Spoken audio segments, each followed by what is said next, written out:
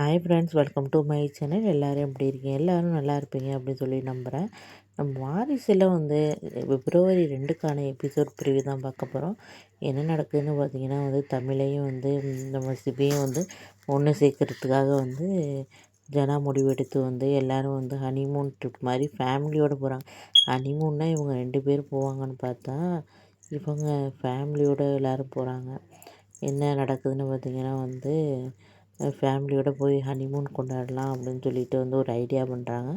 Family எல்லாரையும் கூட்டிகிட்டு போகிறாங்க. புதுசாக இப்போ ஹனிமூனுங்கிற பேரில் ஃபேமிலி மூன் போகிறாங்க. அங்கே போய் பார்த்திங்கன்னா வழக்கம் போல் சிபி வேலையை காட்ட ஆரம்பிச்சிட்டாரு.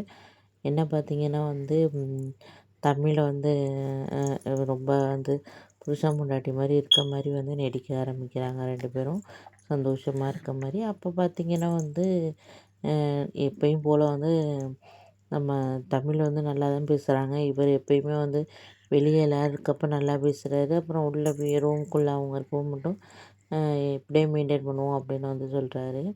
இன்னொரு பக்கம் பார்த்திங்கன்னா அங்கே நிறைய போட்டியெல்லாம் வைக்கிறாங்க. அதில் பார்த்திங்கன்னா தமிழ் சிவியை பற்றி நல்லா புரிஞ்சு வச்சுருக்காங்க. அதை பார்த்தோன்னே சிவிக்கு திடீர்னு என்னை பற்றி இவ்வளோ நல்லா புரிஞ்சு வச்சுருக்கா, என்னை பற்றி எனக்கு என்னென்ன பிடிக்கும் பிடிக்காது அப்படிங்கிறது 2 பேருக்குமே தெரிஞ்சிருக்கு.